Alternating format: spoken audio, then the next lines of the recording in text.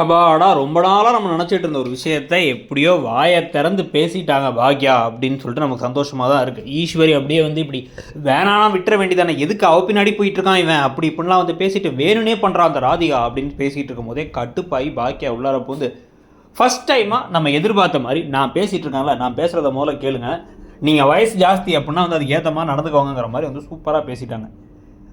நீங்கள் கற்றுக் கொடுத்த ஒரே விஷயம் என்ன அப்படின்னா வந்து உங்கள் பையன் ஏதோ ஒரு குழந்தை மாதிரி பேசிகிட்டு இருக்கீங்களே, அந்த குழந்தை தான் பிளான் பண்ணி என்கிட்ட வந்து விவாகரத்து வாங்குறதுக்கு என்னை கூப்பிட்டு போயிட்டு என்னை வந்து பார்க்குற இடத்துலலாம் கையெழுத்து வாங்க வச்சுச்சு. அதெல்லாம் பண்ண தெரிஞ்ச ஆளுக்கு வந்து அவரோட வாழ்க்கையை பார்த்துக்க தெரியாதா? 50 வயசு ஆகிடுச்சு.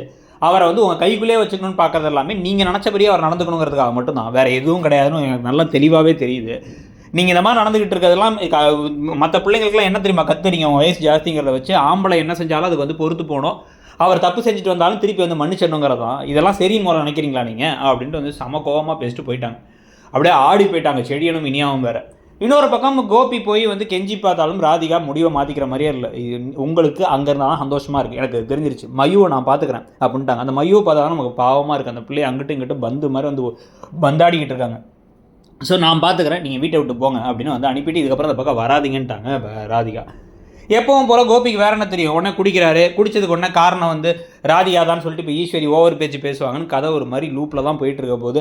ஆனால் பாக்கியா பேசின விஷயங்கள்லாம் வந்து கொஞ்சம் திருப்திகரமாக இருந்துச்சு. அது ஒன்று தான் ஆறுதலாக இருந்துச்சு. இன்றைக்கி எபிசோடை பற்றி நீங்கள் என்ன நினச்சிங்கிறத சொல்லுங்கள். அப்படியே கீழே இருக்க ஷாப்பிங் பேக் ஐக்கானை கிளிக் பண்ணி ஃப்ளிப்கார்ட் அண்ட் மிந்த்ராவில் புது மாதம் அடுத்து வேலண்டைன்ஸ் டேலாம் வருது, சூப்பரான பல ஆஃபர்ஸ் ட்ரெஸ்ஸில் ஆரம்பித்து வந்து பார்த்திங்க அப்படின்னா வந்து எலக்ட்ரானிக்ஸ் ஐட்டம் வரைக்கும் இருக்குது, பர்ச்சேஸ் பண்ணிக்கோங்க. தேங்க்யூ.